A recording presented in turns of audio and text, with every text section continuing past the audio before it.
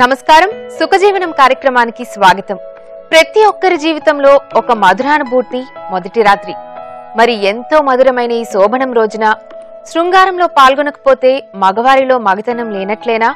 ఇది నిజమేనా లేక అపోహ? ఇలాంటి ఆసక్తికరమైన విషయాల గురించి తెలియజేయడానికి ఇవాళ మనతో ఉన్నారు డాక్టర్ సంబరం గారు.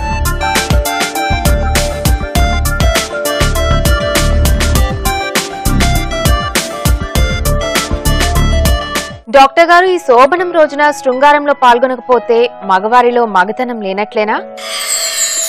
ఇది కేవలం ఒక రకమైన అపోహ మాత్రమేనండి. శోభనం రోజు చాలామంది సెక్స్లో పాల్గొనలేకపోతుంటారు. అందులో మగవాళ్ళకి ఆ టైంలో తెలియని భయం, కంగారు వస్తుందన్నమాట. చాలామంది ఫెయిల్ అయిపోతుంటారు.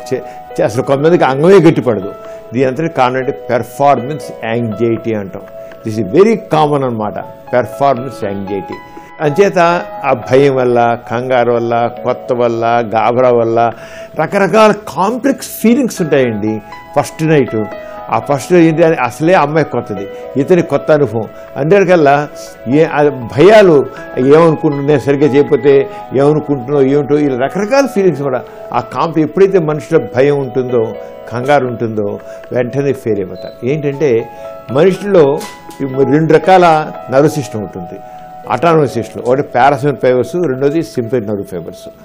పారాసిమన్ నర్వ్ ఫైబర్స్ ఏమో పురుషాంగం గట్టిపడేట్లు, రక్తప్రసరణ బాగా ఉండేట్లుగా చక్కగా అంగం గట్టిపడి చేస్తుంది. సింపథెటిక్ నర్వ్ సిస్టమ్ ఎప్పుడు కూడాను అంగాన్ని పెరగకుండా, రక్తప్రసరణ లేకుండా అది నిరోధిస్తుంది. రక్తనాళాలని సన్నోడి చేస్తుంది. మనకు అంగం గట్టిపడాలి అంటే ఆ రక్తం ప్రసరణ లోపలికి వెళ్ళాలి, బాగా రక్తం ఎంటర్ అవ్వాలి లోపల. పురుషాంగానికి రక్తం ఎంటర్ అయితేనే అంగం గట్టిపడుతుంది. ఎప్పుడైతే మనిషిలో ఒక తెలియని రకరకాల ఫీలింగ్స్, భయం అనండి, కంగారండి, గాబరానండి, ఏదనండి, ఒక ఇన్ఫాక్టీ కాంప్లెక్స్, ఒక డిఫీట్ మెంటాలిటీ, ఈ రెండు కాంప్లెక్స్ ఫీలింగ్స్ వల్ల వాళ్ళకి అంగం గట్టిపడదు. ఎప్పుడైతే మనిషిలో భయం ఉంటుందో వెంటనే ఇమ్మీడియట్గా సింపథెటిక్ నర్వ్ సిస్టమ్ యాక్షన్ వస్తుంది. ఒక భయం కలిగిన సింపథెటిక్ నర్వ్ సిస్టమ్ వచ్చేసి రక్తనాళాలని వ్యాకోచించకుండా అడ్డుపడుతుంది సింపథెటిక్ నర్వ్ సిస్టమ్. అంచేత ఈ మొదటి శోభనం రాత్రి వాడు చేరిన మాత్రాన వాడు ఇంపార్టెంట్ కాదు, నపుంసకుడు కాదు. అది అర్థం చేసుకోవాలి ఎందుకు అనేది. అయితే కొంతమంది అయితే చాలామంది చేస్తారు, చేయని వాడు మాత్రం కారణం మాత్రం నపుంసకులను తీసుకోవడానికి లేదు. కానీ ఒకటి మాత్రం గుర్తించాలి, ఎప్పుడైతే ఒకసారి ఫెయిల్ అవుతాడో, చేయలేకపోతాడో వెంటనే వాడు ఏమనుకుంటాడంటే వెంటనే అన్వయించుకుంటాడు. నేను హస్తమయం చేశాను పూర్వం, హస్తమయం చేయబట్టి నాకు నరాల వీక్నెస్ వచ్చిందన్నమాట, అందువల్ల నేను చేయలేకపోయాను. లేదా నేను పెళ్లి కాకముందు వేసులతో తిరిగాను, దానివల్ల నాకేమైనా లోపల నరాల బాధ వచ్చిందా అని. లేదా నేను పెళ్లి కాకముందు నేను ఒక పెద్ద వయసున్న స్త్రీలతో సెక్స్లో పాల్గొన్నాను, దానివల్ల నాకు సెక్స్ సామర్థ్యం తగ్గిపోయిందా అని ఇలాంటి అన్నీ అన్వయించుకుంటాడు. సెక్స్ విషయంలో ఒక్కసారి ఫెయిల్యూర్ వస్తే దాంతో భయం కలిగితే ఆ భయం మరొకసారి ఫెయిల్యూర్ కానవుతుంది. సాధారణంగా failures are stepping stone for success అంటాం. ఇక్కడ మాత్రం సక్సెస్ అలా కాదు, ఫెయిల్యూర్స్ మళ్ళీ ఒక ఫెయిల్యూర్కి కారణం అవుతుంది, మరో ఫెయిల్యూర్. ఎందుకంటే మనసులో ఆ ఫీలింగ్స్ అలా అవుతాయి. ఇంకా అనుక్షణం నేను చేయలేకపోయాను, ఏమనుకుంటుందో, నా అమ్మాయి నా ఎలా అంచనిస్తుందో, నేను నాలో నిజంగానే బలహీనతుందేమో, లేదా అమ్మాయి ముందు నేను ముఖం ఎత్తుకోగలనా, ఇంకా అందరూ ఏమంటారు ఏమిటి, దీంతో ఇంక ఫెడప్ అనమాట ఏంటి అసలు. అంతే. కానీ అదేం కాదు, సాధారణంగా మాత్రం పెర్ఫార్మెన్స్ అయింది. ఒకరి మీద గుర్తించాలని ఎవరైనా సరే, పెళ్లికి ముందు హస్తమయం చేయడం ఉంటే వాళ్ళ సెక్స్ సామర్థ్యం నార్మల్ ఉన్నట్టు లెక్క. పెళ్లికి ముందు ఎవరితోనైనా సెక్స్ పాల్గొనలేతే సెక్స్ సామర్థ్యం ఉన్నట్లే లెక్క. కానీ ఇక్కడ చేయలేకపోవడం కారణం నాలో ఒక భయం వచ్చింది, కంగారు వచ్చింది, గాబరా వచ్చింది. వెంటనే దాన్ని ఓవర్కమ్ చేయడం ప్రయత్నం చేయాలి. అందుకోసమే ఇలాంటి భయాలు, అపోహలు తొలగించడం కోసం ప్రీ మ్యారైటల్ కౌన్సిలింగ్ అంటాం. పెళ్లికి ముందు కౌన్సిలింగ్ పొందినట్లయితే వాళ్ళల్లో సెక్స్ గురించి ఎన్ని రకాల భయాలు ఉన్నాయి, అనుమానాలు ఉన్నాయి, అపోహలు ఉన్నాయి, వాటిని తీసుకుని తొలగిస్తాం. అంచేత అవి అక్కడ రోల్ ప్లే చేయవు. లేకపోతే అవన్నీ రోల్ ప్లే చేసి వాడు ఫెయిల్యూర్ కానవద్దు. అలాగే రెండోది, మనసుని ప్రశాంతంగా ఉంచుకో, రిలాక్స్డ్. అంచేత ఆ రిలాక్సేషన్ టెక్నిక్ చెప్తాం మనం. డాక్టర్ గారు, ఈ మొదటి రాత్రి రోజున పడక గదిలో భార్యాభర్తలు ఎలాంటి జాగ్రత్తలు పాటించాలో చెప్తారా? ప్రీ మ్యారిటల్ కౌన్సిలింగ్లో how to keep your mind cool and calm, confidence levels వాడి కాన్ఫిడెన్స్ లెవెల్స్ వాడికి ఏంటంటే చాలామందికి డిఫీటెడ్ మెంటాలిటీ ఉంటుంది కానీ కాన్ఫిడెన్స్ లెవెల్స్ ఉండవు. ఆ కాన్ఫిడెన్స్ ఆత్మవిశ్వాసం కావాలి. ఐ కెన్ అనేది రావాలి. చాలామంది ఐ కాంట్ ఎప్పుడు ఐ కాంట్ అనుకుంటాడో నిజంగా కాంటే చేరైపోతాడు. అంటే ఐ కెన్ అనే యాటిట్యూడ్ని పెంచాలి. ఇది ప్రీ మ్యారిటల్ కౌన్సిలింగ్లో వాడికి ఆ రకంగా రిజాల్వ్ చేస్తాం. అదే ప్రతి వాడు ఏమాత్రమైనా సరే మనుషులు కాస్త న్యూరోటిక్ పర్సన్ అంటే అనవసర భయము, అనవసర కంగారు, అనవసరమైన అపోహలు, భయాలు ఉన్నవాడు ఏమాత్రం డౌట్ ఉన్నా సరే డాక్టర్ దగ్గరికి వెళ్ళి కౌన్సిలింగ్ పొందాలి. ముఖ్యంగా కౌన్సిలింగ్ పొందే కాకుండా రిలాక్సేషన్ టెక్నిక్ నేర్చుకోవాలి. How to keep a mind calm and cool. ఒకవేళ ఫస్ట్ నైట్ చేరైపోయి అనుకున్నాం, చేరైపోతే నెక్స్ట్ టైం మళ్ళీ ఫెయిల్ అవ్వకూడదు. నేను ఫలానా కారణం వల్ల భయం వల్ల నేను చేరైపోయాను కనుక నేను ఈసారి మాత్రం తప్పకుండా ఆ ఫాల్ట్ని రెక్టిఫై చేసి నేను చేస్తాను అని ఒక లెవెల్లో వాళ్ళ కాన్ఫిడెన్స్ లెవెల్స్ని డెవలప్ చేయాలన్నమాట. ఇలా కాకుండా ఇంకోటి కూడా గుర్తించాలి. చాలామంది లేడీస్ వాళ్ళకు కూడానండి భయం ఉంటుంది. భయం ఉండేది కదా ఏం చేస్తారంటే సెక్స్లో పాల్గొనడు వాళ్ళు వీళ్ళు బిగుసిపోతారు. బాజనీ స్మిత్ అంటాం.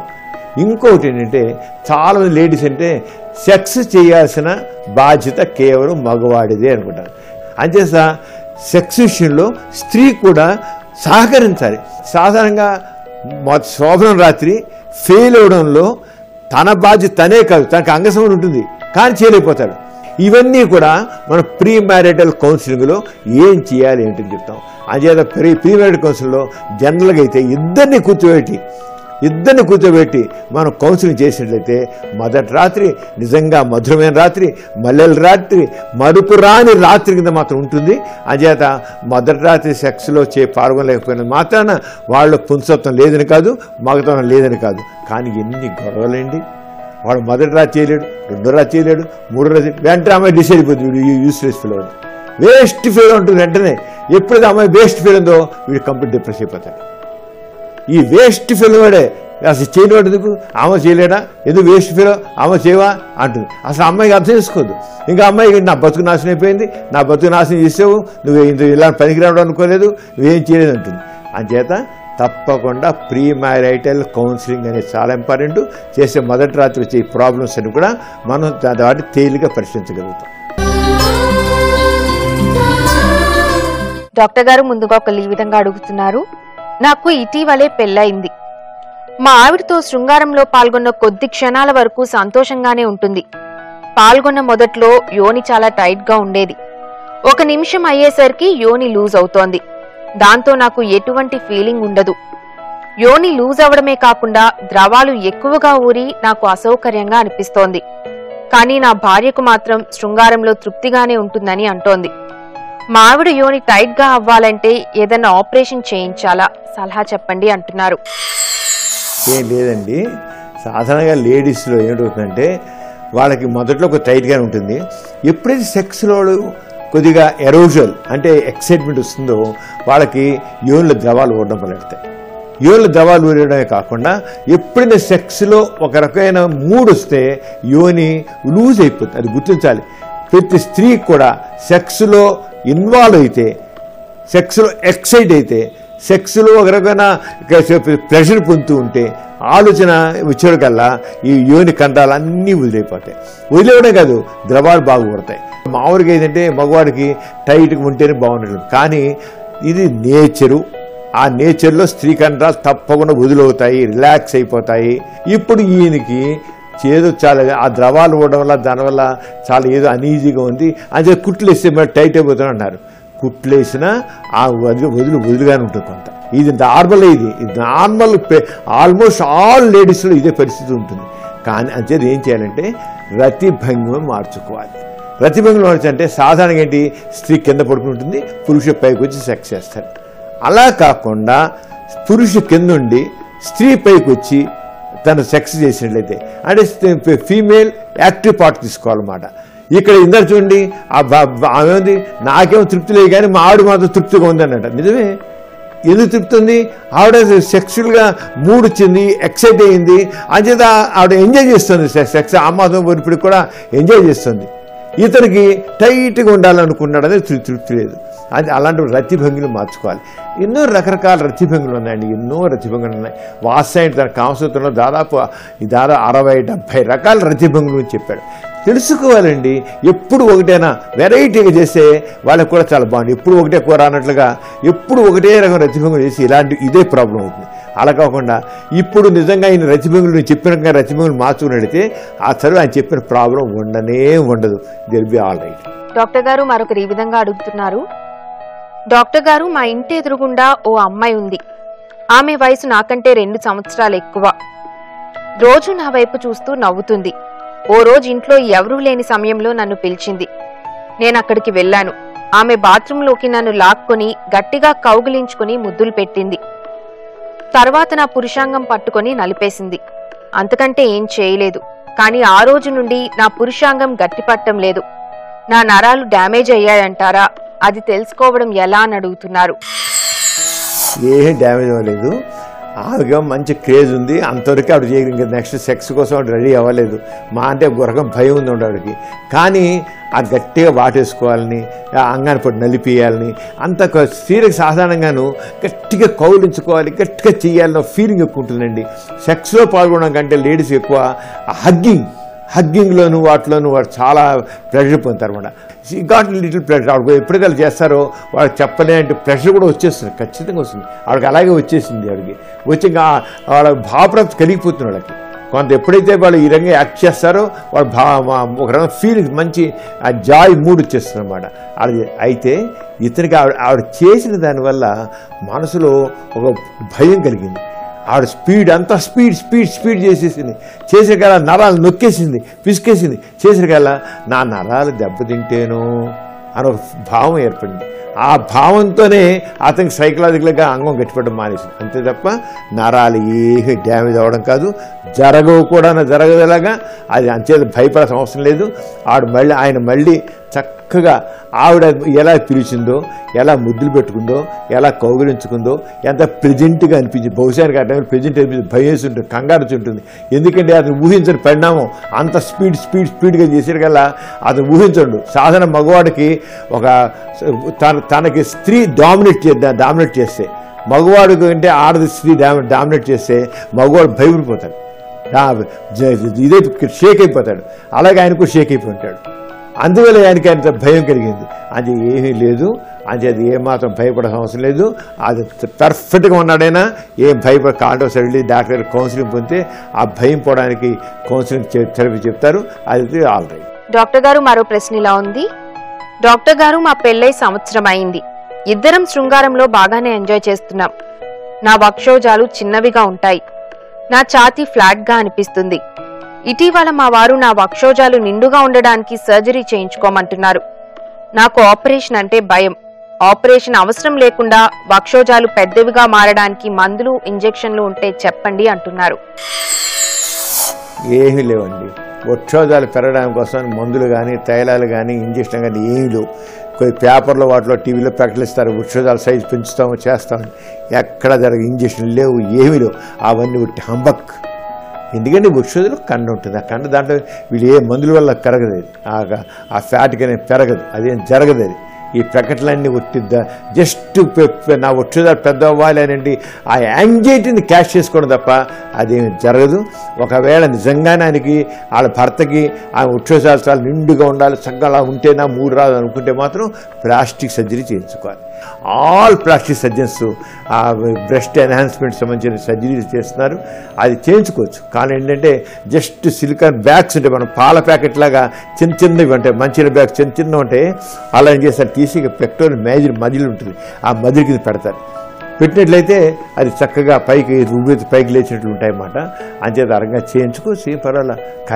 ఖరీదుగా ఉంటుంది కానీ సర్జరీ, కానీ అందరికీ అందుబాటులోనే వైద్యం ఉంది. ఆ సర్జన్స్ ఉన్నారు, అరంగా చేయించుకోవచ్చు. ఆయన ఒక కోరిక కూడా తీర్చవచ్చు. డాక్టర్ గారు మరో ప్రశ్న ఇలా ఉంది. డాక్టర్ గారు, నన్ను ఒక వింత ప్రశ్న వేధిస్తోంది. నేను సుంతి చేయించుకోవాలి అనుకుంటున్నాను. సుంతి ఆపరేషన్లో పురుషాంగం, పూర్వచర్మం తీసివేస్తారని, దానివల్ల స్పర్శ తగ్గి శృంగారంలో థ్రిల్ కోల్పోతామని నా స్నేహితుడు అంటున్నాడు. ఇది నిజమేనా అని అడుగుతున్నారు. ఏమాత్రం నిజం కాదు.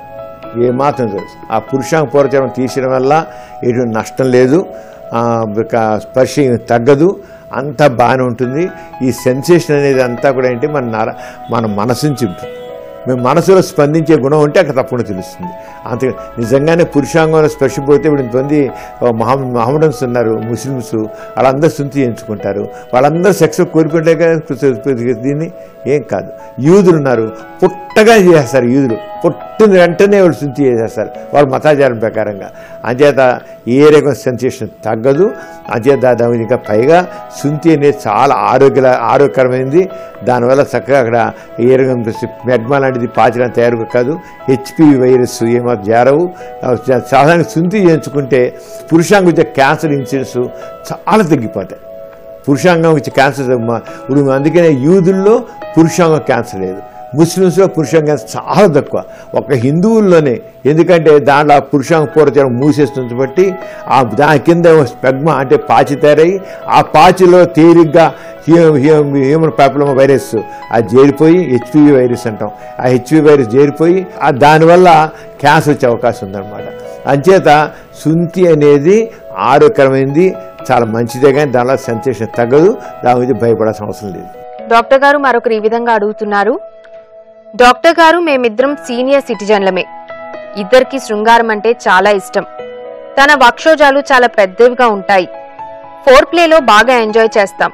కానీ పురుషాంగం ప్రవేశానికి మాత్రం ఇటీవల కొన్ని వారాలుగా ఒప్పుకోవడం లేదు, నొప్పి అంటోంది. నాకేం చేయాలో తెలియడం లేదు. ఈ వయసులో ఇలాంటి సమస్యను నివృత్తి చేసుకోవడానికి డాక్టర్ దగ్గరికి రానంటోంది. నన్నేం చేయమంటారు అని అడుగుతున్నారు. ఇద్దరు సీనియర్ సిటిజన్ అంటే దాదాపు 60 ఏళ్ళు దాటిపోయాయి అన్నమాట. 60 ఏళ్ళు దాటిపోయాయి అంటే ఆవిడకి మెనోపాజ్ వచ్చేస్తుంది.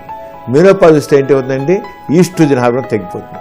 ఈస్ట్రోజన్ హార్మోన్ తగ్గిపోయినట్లయితే ఏమవుతుందంటే అక్కడ విజయనాలో యోని మార్గంలో అక్కడ పొరలు తగ్గిపోతాయి, పొరలు పలచనైపోతాయి. పలచనైపోతే సెక్స్ పరువుని నిప్పుడుతుంది.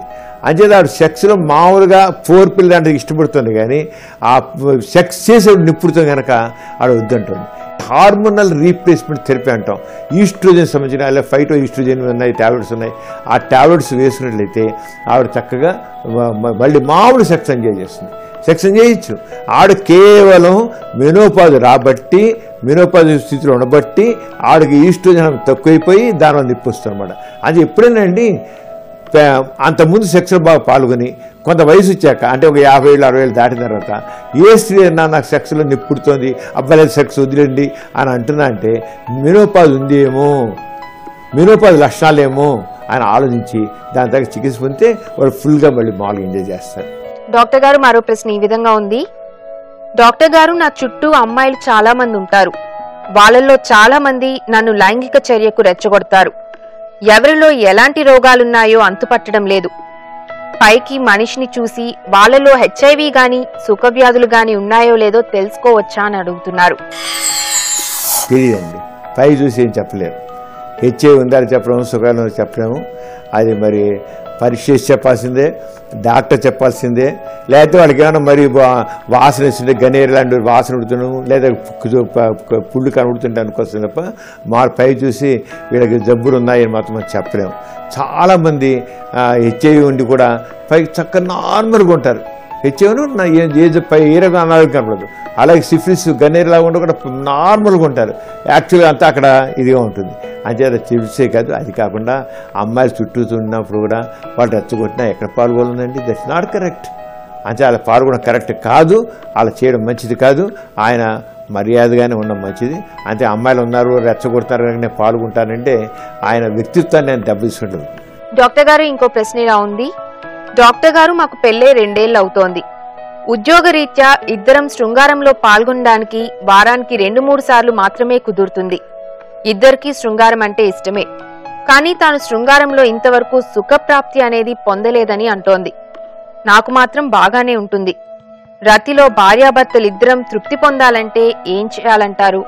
ఏదన్నా సలహా చెప్పండి అని అడుగుతున్నారు. ఇక్కడ రిలేషన్షిప్ ప్రాబ్లం ఉంటామండి. వాళ్ళిద్దరి మధ్య ఇప్పుడు వారానికి 2 సార్లు సెక్స్ పాల్గొన్నారు.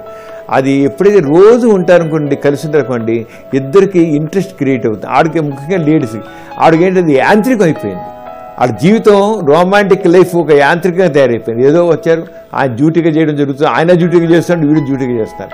అలా కాకుండా వాళ్ళ జీవితాన్ని ఆనందించాలనే తత్వం కావాలి.